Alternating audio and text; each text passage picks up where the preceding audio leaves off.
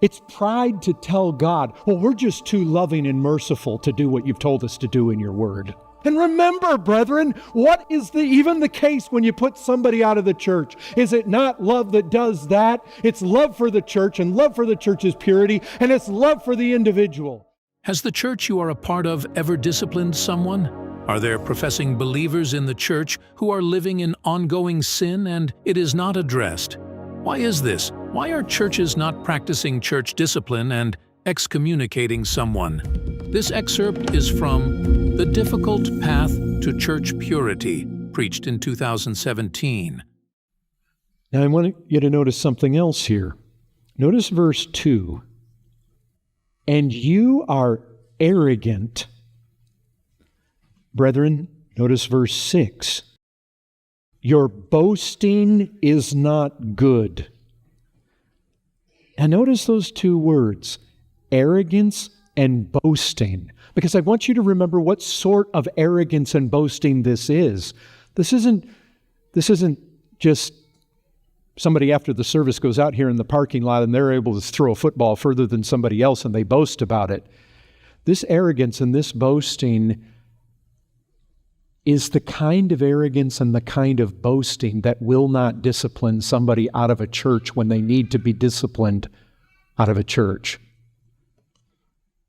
And we need to catch hold of these two statements.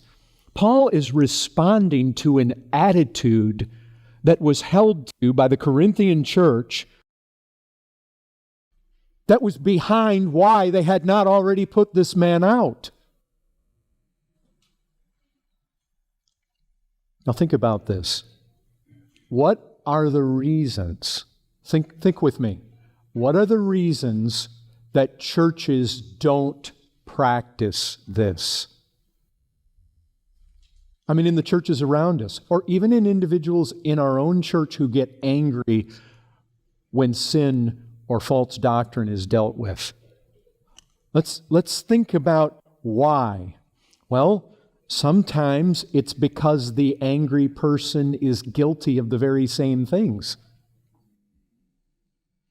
Do you know? Let me just tell you this. The individual that we put out of the church on Wednesday, one of the reasons he flip-flopped in where he was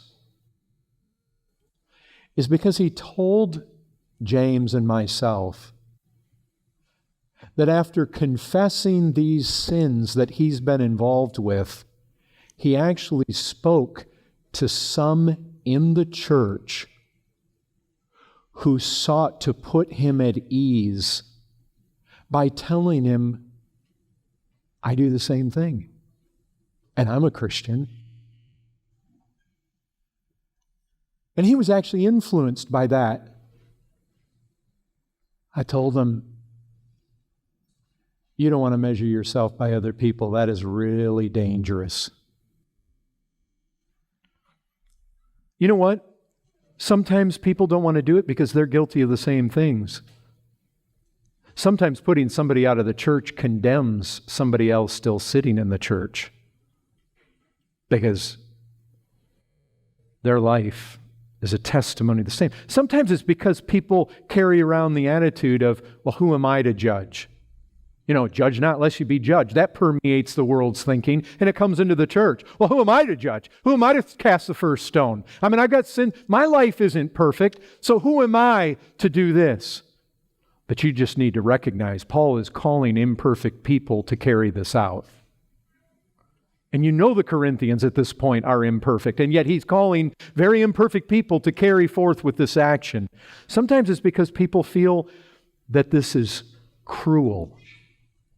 Sometimes it's because people just despise authority. Some people just hate the thought that the church actually has the authority to say that if you're going to live that way, you cannot fellowship with us. Some people just don't like that. Sometimes it's because, and I feel the weight of this, sometimes the reason we don't like to exercise this is because we love that person and we want them involved in our lives, and we have a friendship with them, and it's going to be broken by this action. Sometimes it's family members. I understand that. But that isn't reason for us to not carry through with this. Some have a false humility. It's the same false humility that is behind not disciplining your children. It's the same false humility behind being averse to capital punishment. It's basically that false humility that runs around never wanting people to suffer consequences for their sin. And I call it false humility because it's not humility that tolerates sin in the church. Paul says it's arrogance that is tolerant.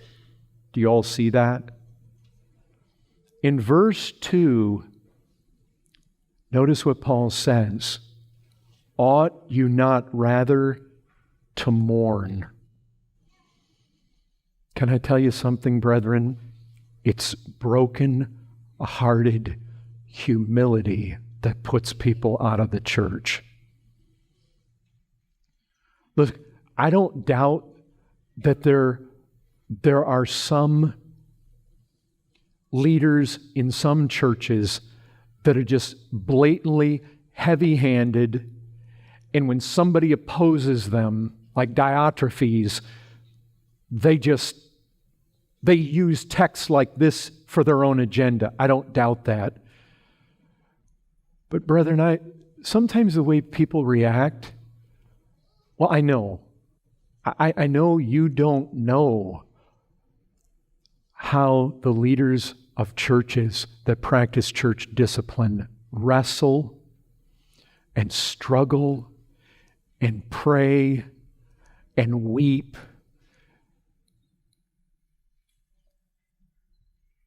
True humility doesn't say, well, God, let me tell you how we're going to deal with sin in the church. That's not true humility, folks.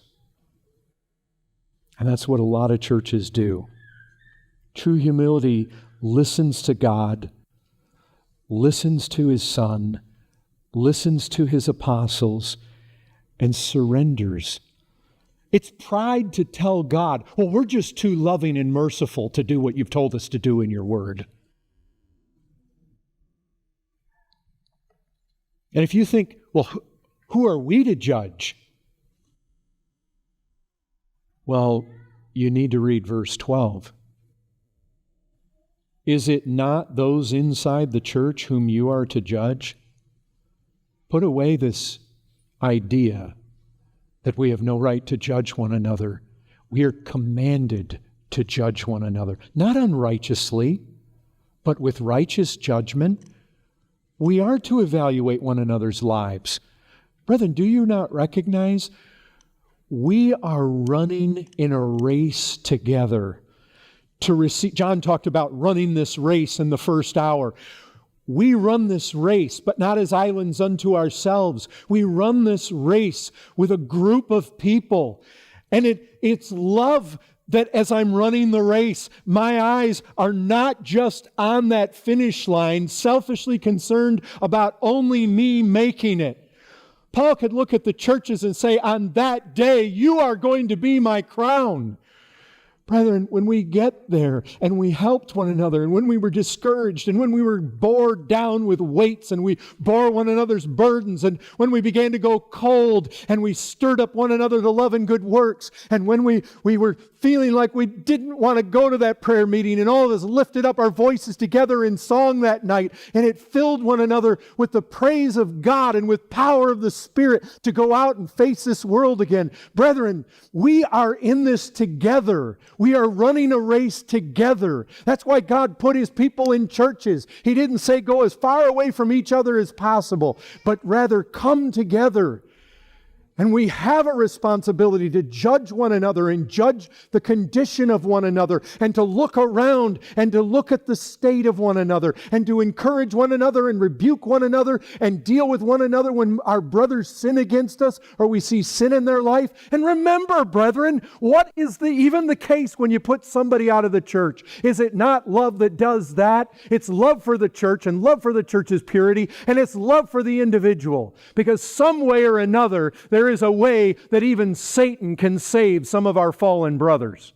And that's what the text teaches. You're not being loving when you resist bad doctrine, people who promote it. And brethren, I'm talking in the church, on the internet, or wherever. And for you to associate with it, it's to be blind. Because you know what? I believe that we have young people that tolerate association with bad stuff on the internet. And you think yourself impervious to it, but you're not impervious. You're no more impervious than the race of mankind was to one woman's sin or to the angels were over one devil's sin. It permeates, and a little leaven leavens the whole lump. And you can sit there on the internet and think, oh, well, I'm impervious to this. I'm wise enough to avoid this. Have you never read the pastoral epistles? Avoid these foolish controversies. Avoid them. Why? Because they tend to bad things. They tend to slander and evil suspicions and divisions and dissension. That's what they aim to, brethren. And you young people, you know what? There's a place to cut off that hand and gouge out that eye. Don't go on Facebook and look at that stuff. Brethren, I'm talking about that which is poison. There's lots of good stuff out there, and there's good stuff among us.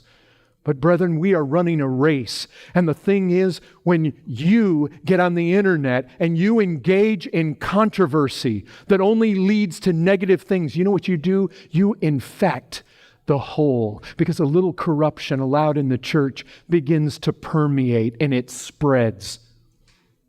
That's the reality that we find, and it's arrogance that allows this. It's arrogance that is tolerant. We are a people called to judge. This excerpt was taken from The Difficult Path to Church Purity. You can find a link to the full sermon in the description.